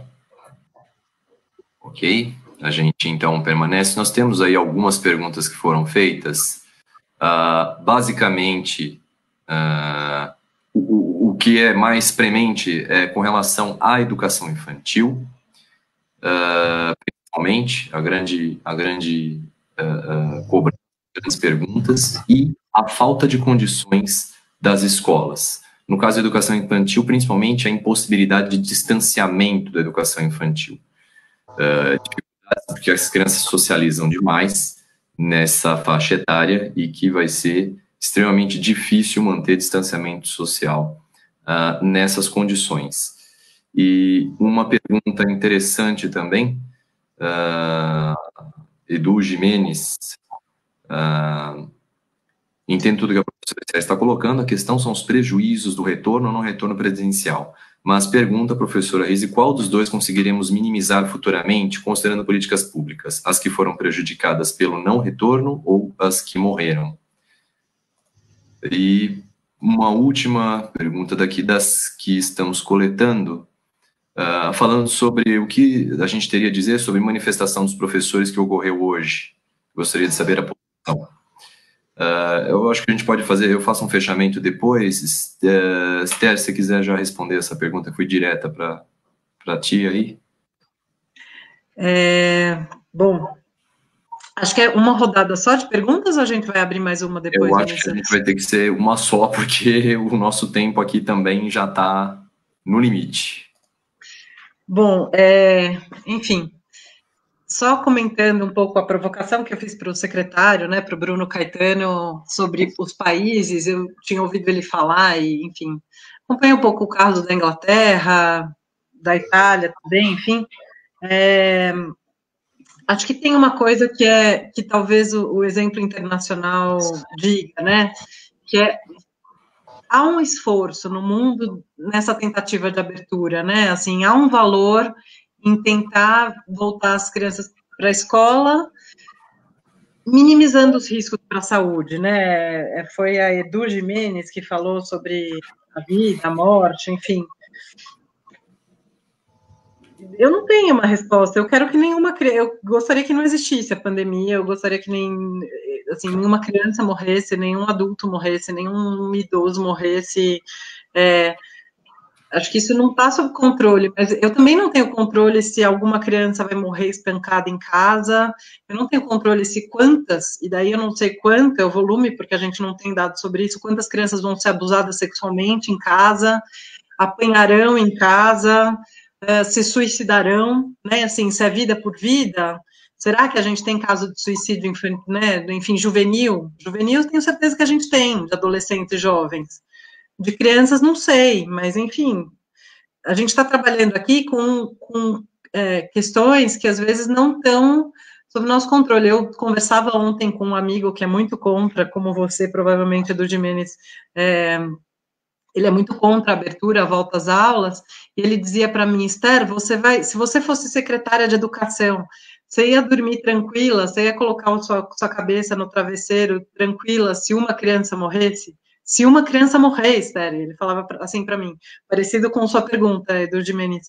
E eu falava assim, você põe o travesseiro tranquilo, é aquilo que eu enfatizei, né, enfim, decidir não voltar às aulas presenciais também é uma decisão.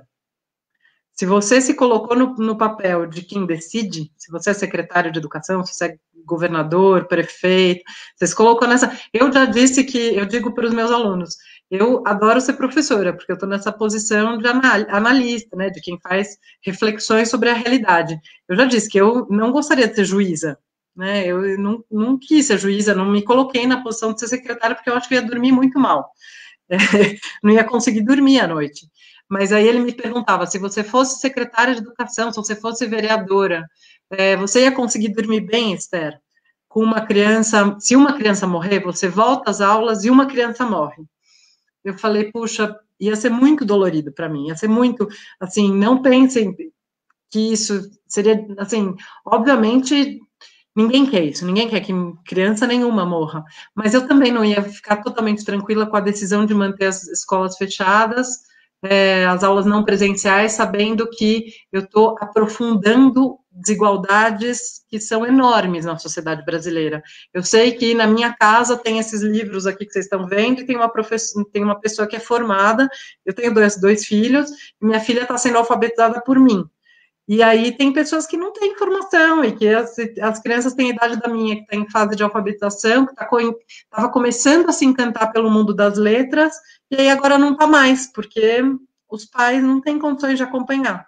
Né? Assim, eu estou aprofundando desigualdades, eu estou mantendo as crianças, tem crianças deprimidas, isso eu já vi próximo, enfim, tem crianças deprimidas, tristes, com muita saudade das escolas, tem crianças apanhando, tem crianças sendo abusadas sexualmente. A verdade é que se eu fosse secretária, eu não ia dormir tranquilo, ponto. Porque é uma decisão difícil, né? Acho que tudo que eu disse, todo ponto que eu queria enfatizar é que não é uma decisão fácil, porque dos dois lados tem direitos muito importantes.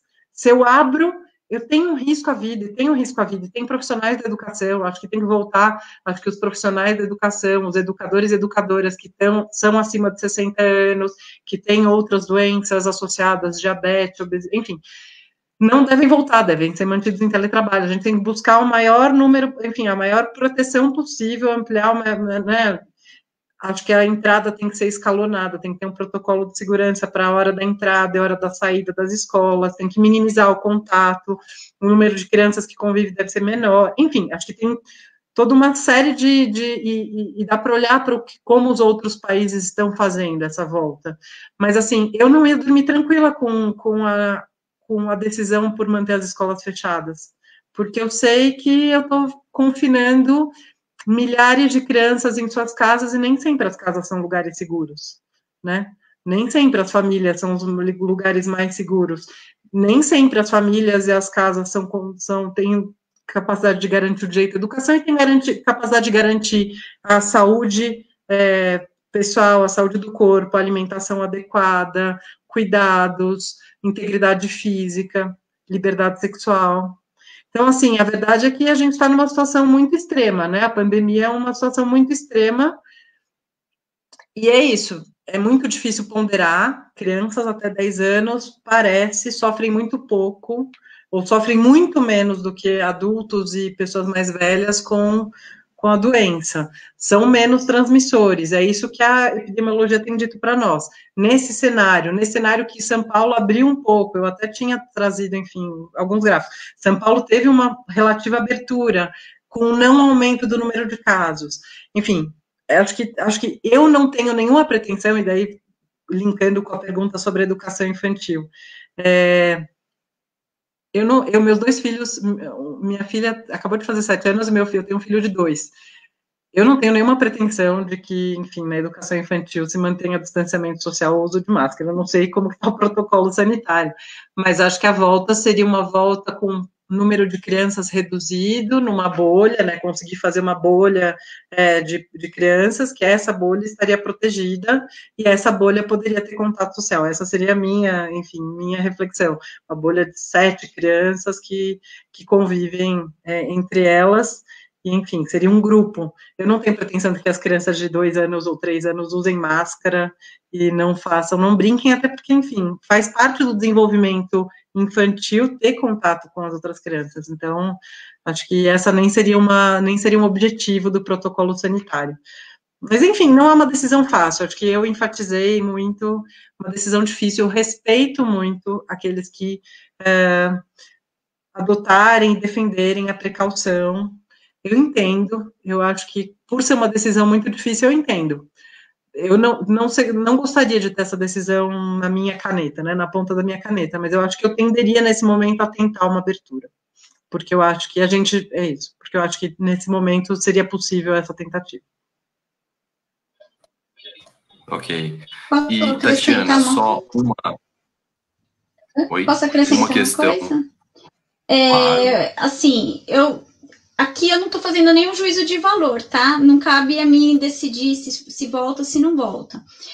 Lá no jurídico, a questão já chega com a decisão. A gente vai fazer isso, a gente vai comprar aquilo.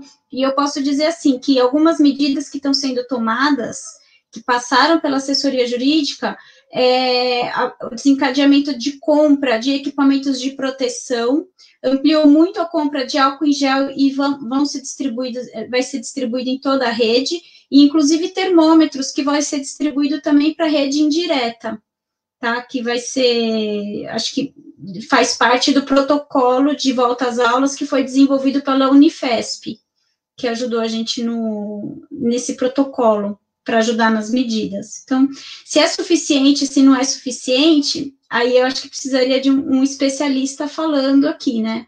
Mas com base no que vem tecnicamente para a gente lá, o que eu posso dizer é que estão sendo tomadas medidas na tentativa de voltar com um pouco mais de segurança.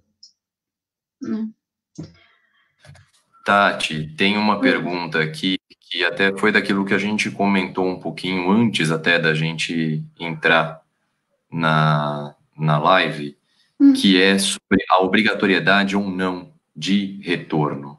Lucimar Cléris Barbosa Silva, os pais podem decidir não levar as crianças à escola por insegurança ou será obrigatório esse regresso? Há uma proposta que está em elaboração, está em discussão, é isso, Tatiana, do Conselho Municipal? Conselho Municipal de Educação, sim, eles que vão dar as diretrizes. Como que funciona esse fórum? Como é que ele funciona? Ele vai propor, isso tem reunião? Acaba sair uma resolução das decisões que eles tomam e aí a gente se pauta nessas resoluções. Agora, o que eu também escutei eles conversarem assim na prática é que dificilmente uma criança vai conseguir perder a vaga de agora até o final do ano, entendeu? Porque seria por faltas e se o pai resolve não levar, acumulando um determinado número de faltas, é que a criança perderia a vaga, né? E dificilmente vai chegar esse número de faltas suficiente para perder a vaga. O retorno que está sendo pensado não é de 100% das crianças ao mesmo tempo nas escolas, né? Vai ser gradual, 30%, depois mais 30%, é dividido em 3 etapas, então a gente vai ter tempo de se resolver abrir, se falar, vai abrir dia 8, que a gente não tem nada definido ainda, né? Mas se o Estado der o comando, dia 8 vai voltar às atividades escolares, presenciais. Então, vai voltar uma parte. Vai ter tempo da gente assimilar qual foi o impacto daquela volta. O que deu certo e o que deu errado. Aí amplia para mais uma porcentagem. Ou se for o caso, como a professora Esther falou, acho que se vê o que deu errado, vai ter que voltar atrás. Não tem como, gente. Não vai caminhar para degringolar tudo, né? Que a gente está tentando manter todo esse período de fechamento. Então, então, dificilmente as crianças vão conseguir estourar em falta a ponto de perder uma vaga na rede pública. Isso é o que eu tenho ouvido falar. Mas ainda tem essa discussão também de ser facultado às famílias o envio da criança ou não, porque cada família vai ter a sua complexidade também, né? Tem criança que convive com pessoas mais velhas dentro de casa, então não dá para falar, que nem no meu caso, eu não vou levar para ver alguém que tem mais idade. Não, tá dentro da casa dela, teria que segregar, é meio impossível isso. Então, isso está sendo debatido também internamente.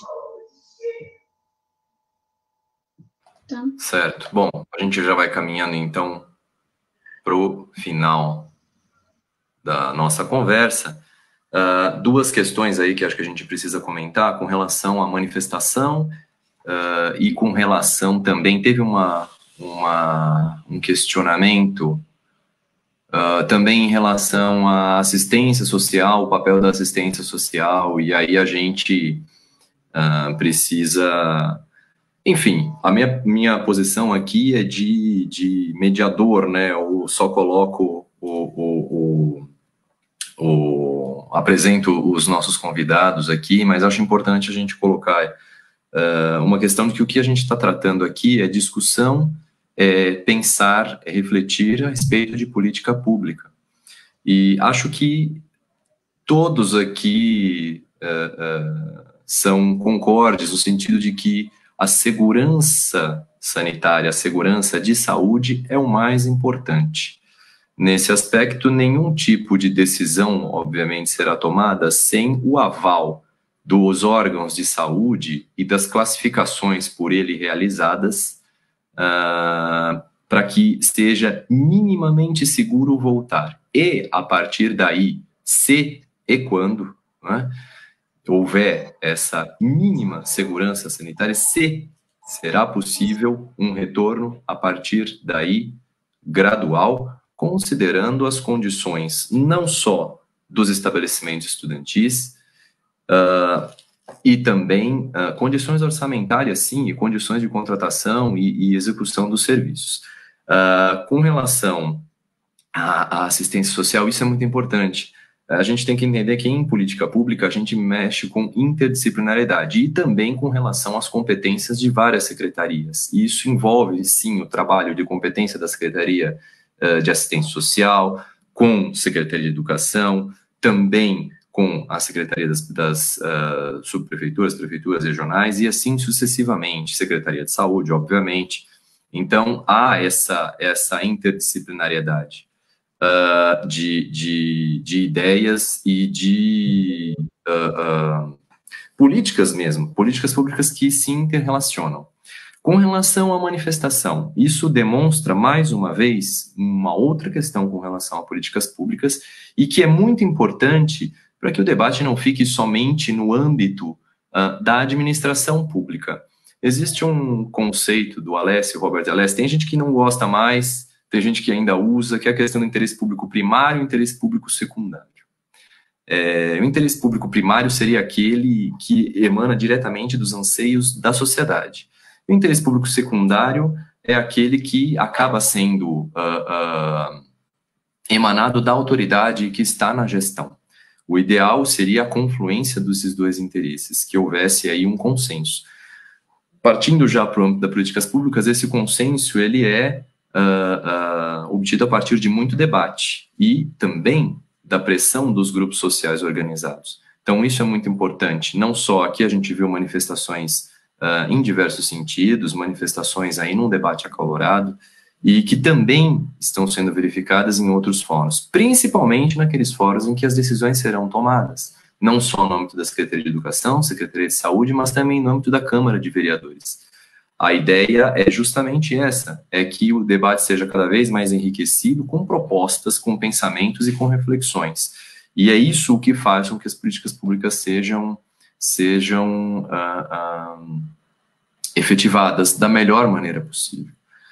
Eu agradeço, então, a todos, já agradeço ao secretário, agradeço ao professor Esther. Fazer uns comentáriozinhos, não? Pois não. Não, enfim, antes de me despedir e agradecer, dizer que eu trabalhei, eu já disse, né, trabalhei bastante tempo na ação educativa, 8 anos, e eu conheço um pouco, né, trabalhava com educação infantil, com direito à educação infantil, enfim, briguei, viu, Tatiana, tem alguns inimigos na procuradoria, o Vinícius sabe também, enfim, a gente judicializou o tema da educação infantil, eu, enfim, representei juridicamente aquela ação lá das 150 mil vagas em creche, junto com o Salomão Ximenes. Mas foi uma iniciativa boa essa ação. A gente tem um comitê hoje em dia instaurado. Não, mas olha, foi uma iniciativa muito boa e a gente colhe bons frutos disso. Porque semestralmente a gente tem reuniões. A gente também. Acho que você não tem tantos inimigos, então. Pois bem, mas enfim, acho que só para dizer que eu conheço um pouco o movimento de educação do município de São Paulo, e é um movimento de educação quente, assim, entre Simpem, Sinesp, enfim, as organizações de bairro.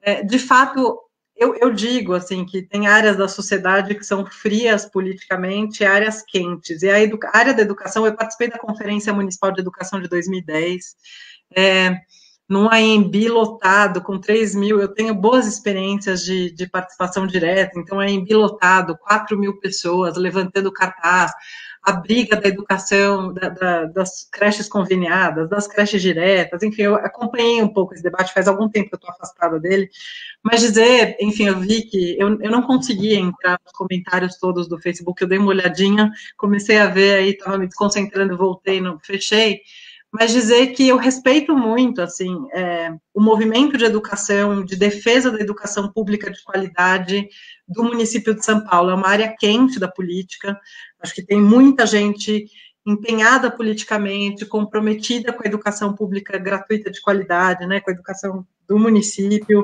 A briga, quando a gente brigava lá por educação infantil, por ampliação das vagas na rede direta, tive muitos bons companheiros, alguns deles devem estar aqui falando, enfim, me achando irresponsável, né, por estar defendendo de alguma forma ou ponderando a possibilidade de abertura, mas dizer que no PL, eu acompanhei ontem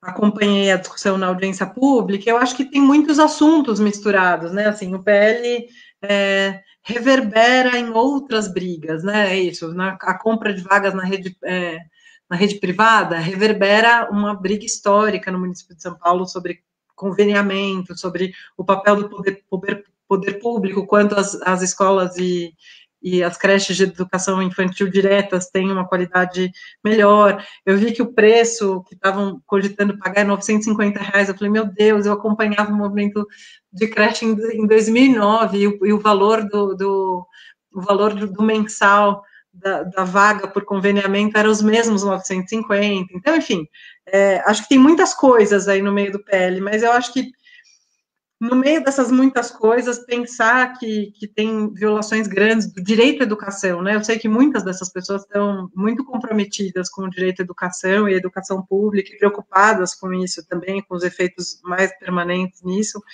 Dizer que é um prazer voltar para esse debate, né? De alguma forma, voltar um pouco a olhar e a estar perto da educação pública de São Paulo e desse movimento quente, esse debate acalorado da educação, dos defensores da educação pública de qualidade no município de São Paulo, foi um prazer.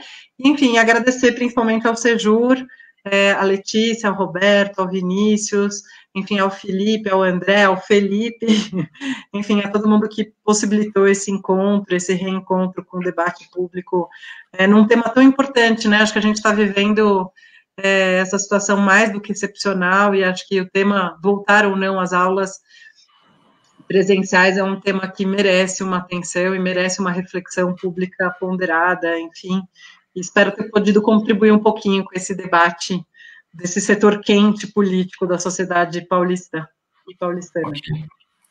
Obrigado, professora. Obrigado, Tatiana. Obrigada, gente. Felipe, obrigada a todos. Felipe e Felipe, muito obrigado mais uma vez pelo auxílio aí nas Libras. Agradeço, então, o Roberto Angotti, nosso coordenador do Sejur, o André, que está nos bastidores aqui ajudando a gente, ajudou com a seleção das perguntas também. Muito obrigado a todos os que... Esqueci de agradecer a Tatiana e ao Bruno, meus colegas de debate. Obrigada, Tatiana, um prazer. Obrigada a você. Então é isso. Boa noite a todos e quarta-feira que vem temos outra live aí pra gente. Muito obrigado. Tchau, tchau. Boa noite.